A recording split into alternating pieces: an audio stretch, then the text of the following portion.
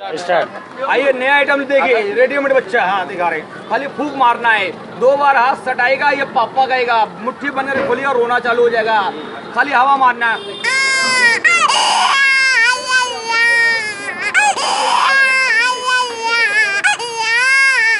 और ये 2 बार ये चपकाइए, पापा पापा आया।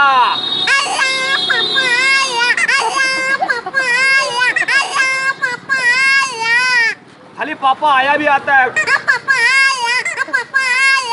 अल्लाह पापा आया।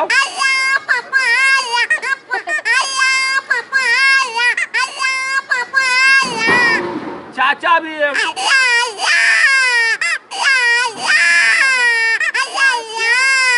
फूक मारना है खाली। पापा जब बच्चे को पैसा चाहिए तो बहुत प्यार से पापा बुलाता है, तो आप हल्का हवा मारिए, 2 बार चिपकाइए, पापा प्यार से बुलाएगा।